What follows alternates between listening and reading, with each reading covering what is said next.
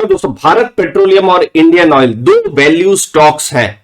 दोस्तों शायद आपको यह प्रश्न हो सकता है कि क्यों मैं रैंडम सिर्फ यही बोल रहा हूं कि ये दोनों वैल्यू स्टॉक है। तो दोस्तों इस वीडियो में मैं जो लॉजिक है उसके बारे में मैं बात करूंगा कि क्यों भारत पेट्रोलियम और इंडियन ऑयल वैल्यू स्टॉक है, और यही नहीं इसके साथ साथ कुछ और वैल्यू स्टॉक्स की भी लिस्ट लेकर आया हूं जो मैं वीडियो के बिल्कुल लास्ट में आपके साथ शेयर करूंगा। और अच्छा एक्सपीरियंस आप चाहते हैं तो 1.5 की स्पीड में आप इस वीडियो को देख सकते हैं। दोस्तों अब देखिए, जब हम निफ्टी की बात करते हैं तो निफ्टी क्या है, 50 कंपनीज है जो बड़ी कंपनियां हैं और लगभग जो इंडस्ट्री है हर सेक्टर को रिप्रेजेंट करती है। अब निफ्टी 50 के बीच में एक और इंडेक्स होता है जो छोटा इंडेक्स होता है, उसे कहा जाता है निफ्टी 50 वैल्यू 20। मतलब उन 50 में से 20 कंपनी को चुना जाता है, अलग किया जाता है जिनका पी रेशियो कम हो, प्राइस टू बुक कम हो, मतलब 0.3 price to earning, price to book 0.2, जो डिविडेंड पे करती हो जैसे 0.1% का डिविडेंड,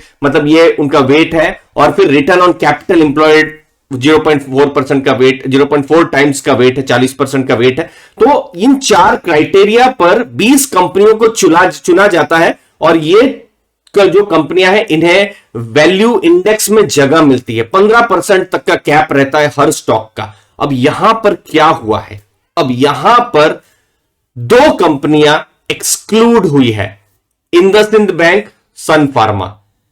ये जो इंडेक्स है एनुअल रिव्यू होता है दिसंबर में।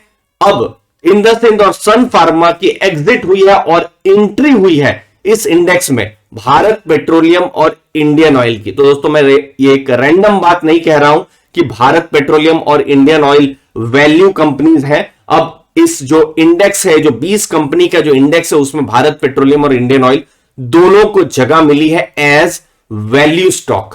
अब देखिए चारों चीजों को हम देख लेते हैं कि क्यों इंडेक्स को ऐसा भारत पेट्रोलियम में लगा होगा। अब देखिए पी रेशियो है 6.78 का, 6.78। अगर आप देखेंगे जो इसका ट्रेडिशनल जो पी रेशियो है उससे थोड़ा सा कम में है। उसके बाद रिटर्न ऑन कैपिटल एम्प्लॉयड 18% है। जल्दी से आपको मतलब समझा देता हूं। समझ लीजिए कंपनी 100 रुपए का इन्वेस्टमेंट करती है, 100 रुपए का इन्वेस्टमेंट करती है, मतलब समझ लीजिए 80 रुपया खुद का है, 20 रुपया लोन लेती है। समझ लीजिए लोन लेके भी कंपनी ने 100 रुपया इन्वेस्ट किया, उसमें से कमाया कितना प्रॉफिट से पहले, वो होता है रिटर्न ऑन कैपिटल एम्प्लॉयड। तो 18% का रिटर्न ऑन कैपिटल एम्प्लॉयड मतलब 100 में 18 रुपए कमाए। ऐसे बस क्रूड वे में हम ऐसा समझ सकते हैं। फिर उसके बाद डिविडेंड यील्ड 11% की बता रहा है। हाँ, पिछली बार एक बड़ा डिविडेंड था, शायद अब फ्यूचर में मिले ना मिले, लेकिन 11% से ऊपर का डिविडेंड यील्ड है। यहां पर प्राइस टू बुक आप देखेंगे तो 1.72 टाइम्स की है। तो इतनी हाई मार्केट में हम कहते हैं ना कि बहुत सारी कंपनियां महंगी है, जिनका वैल्यूएशन बहुत हाई है, प्राइस टू बुक उनका 8 टाइम्स 10 टाइम्स है, पी रेशियो 80 90 100। मैं तो कुछ आईपीओ देख रहा हूं जिनका प्राइस टू बुक मतलब 70 80, प्राइस टू अर्निंग प्राइस 70 80 तो आजकल आम बात हो गई है, लेकिन प्राइस टू अर्निंग कम है। अगली company Indian oil, price to earning देखिए 4.13, भारत पेट्रोलियम से भी कम है। फिर उसके बाद आप यहां पर डिविडेंड यील्ड देखिए 10% की है, 10.6% की डिविडेंड यील्ड है। उसके बाद रिटर्न ऑन कैपिटल एम्प्लॉयड कम है भारत पेट्रोलियम से, 14.8 है, 15% के आसपास है। और प्राइस टू बुक 0.83।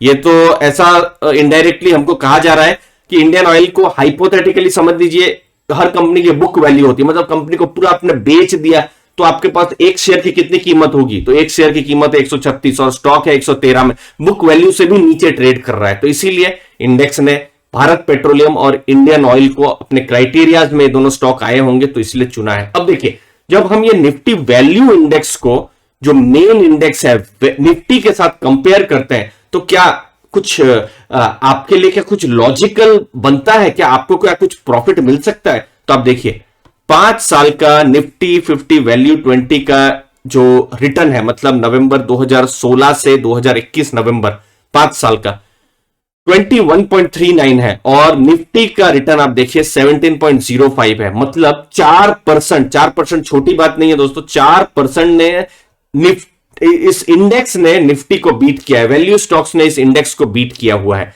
अगर रिसेंट में ही अगर आप देखते हैं, आप मतलब एक साल की बात करते हैं तो 42% इसका रिटर्न है, निफ्टी का 32% है।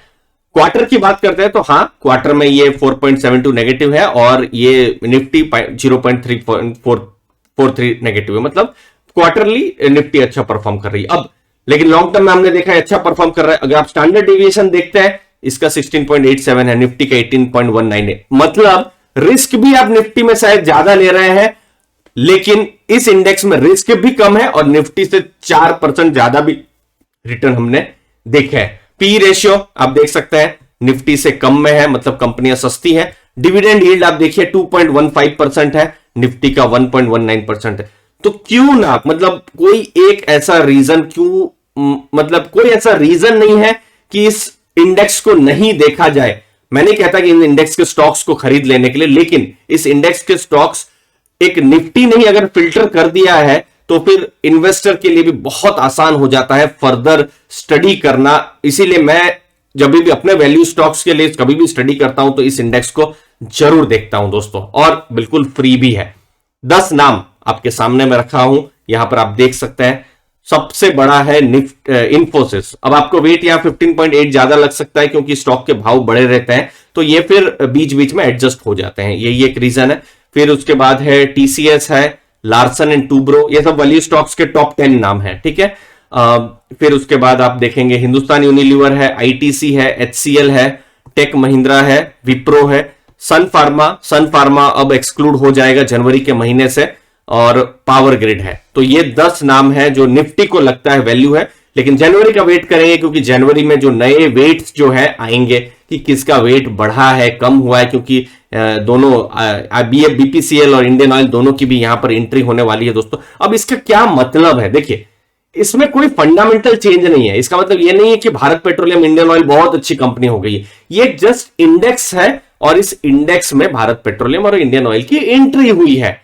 जो लोग निकले हैं इंडसइंड बैंक और सन फार्मा, वो कोई खराब स्टॉक नहीं है, इंडेक्स को लगता है वो वैल्यू स्टॉक नहीं है। अब आपको किसी और तरीके से उनको स्टडी करना पड़ सकता है, तो कोई अच्छा खराब नहीं है। ये इंडेक्स से अगर कोई निकला है या कोई आया हुआ है, बस इंडेक्स, क्योंकि देखिए इंडेक्स का भी तो काम, इंडेक्स भी तो डायनामिकली चलता है, इंडेक्स को भी तो इस इंडेक्स को भी तो अपना रिटर्न देना है, इस इंडेक्स को भी तो निफ्टी को बीट करना है। निफ्टी को उसने 4% से बीट किया है, दूसरी जगह से वो और बीट करना चाहेगा, तो इसीलिए इस हाई मार्केट में इंडेक्स ने भी कुछ 2 स्टॉक ऐसे लिए हैं जो कि उनको लगता है कि उनको सस्ते मिल रहे हैं। वैल्यू स्टॉक्स है बस, और ज्यादा कुछ नहीं। इसका मतलब ये बिल्कुल नहीं है कि ये स्टॉक दौड़ने वाले हैं, डबल होने वाले हैं, 4 गुना होने वाला है, नहीं। ये आपके लिए फर्दर स्टडीज के लिए मदद करेगा कि चलिए आपको 2 वैल्यू स्टॉक मिल गए हैं, अब आगे आप इसमें किस हिसाब से रणनीति बना सकते हैं। आपको वैल्यू स्टॉक पसंद नहीं है तो छोड़ दीजिए, वैल्यू स्टॉक पसंद है तो फर्दर स्टडी आप कर सकते हैं। रिलेशंस जो है रिटर्न के साथ नहीं है, तो वो मेरा आपसे रिक्वेस्ट रहेगा कि इसको एज ए कोई भी सलाह नहीं जैसा मानिएगा, ये जस्ट एनुअल रीबैलेंस हुआ है। जैसे पूरा, अब ये रीबैलेंस पूरे साल में एक बार होता है, इसीलिए मुझे लगता है बहुत ही इंपॉर्टेंट इवेंट थी, तो एक बार ये रीबैलेंस हुआ है। जनवरी में नए वेट्स का भी आइडिया आएगा। मुझे उम्मीद है दोस्तों आपको वैल्यू मिली होगी। आपके कीमती समय के लिए बहुत बहुत धन्यवाद। देखते हैं इन दोनों की एंट्री से क्या और रिटर्न इस इंडेक्स का बढ़ता है या कम होता है। बिल्कुल इंटरेस्टिंग टाइम होने वाला है 2022। धन्यवाद आपके टाइम के लिए। थैंक यू वेरी मच दोस्तों।